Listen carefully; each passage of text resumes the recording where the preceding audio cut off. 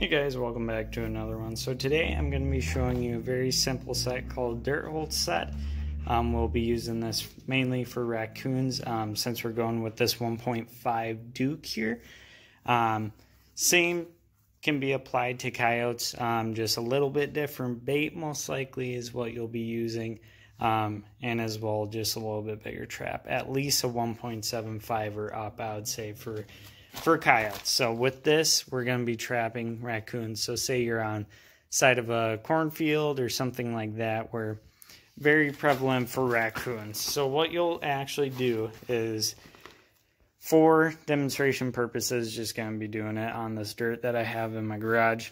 Very nice because not dying in the heat. So just a little bit easier for us. So imagine this as a weed backing just on the side of the field. So you'll be using that as your backing so they can't come from that side.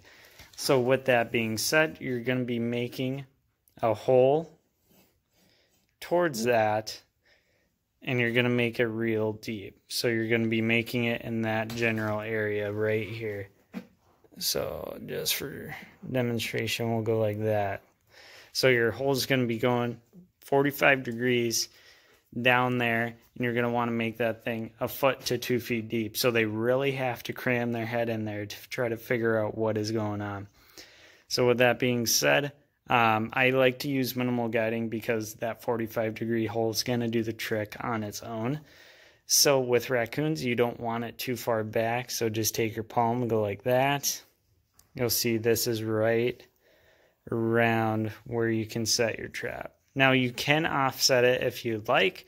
I would say that's kind of unnecessary because they're going to be moving around. They're going to be trying to get in there and figure out what's in that hole.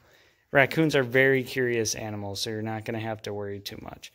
So as long as you have a light dusting over your trap, that'll make it just fine for it. And then you'll just stake this down, or do whatever you're going to do for it. Whether it's a drowning rag or whatever you're kind of setting up for. So just like that, you got that trap bedded, and then you're ready to move on to the next set. So with that being said, as you can tell, it's a very straightforward trap here that you don't really have to worry about. Woo, that was a lot of dirt. Anywho's, you're mainly going to be going after raccoons with this style of trap. You can always go bigger if you need to. So say you're going after coyotes, you're going to want to be using actual 1.75s or bigger, which you can do for raccoons. I wouldn't go any bigger than 1.75 as it really starts to tear them up, and it's just not good for it.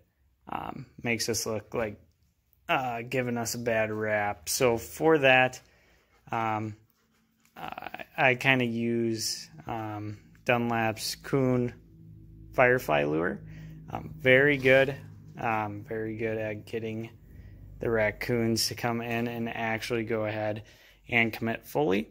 So other than that, I think that's pretty much all for this trap. If you have any questions, leave it in the comments below. And yeah, thanks for watching.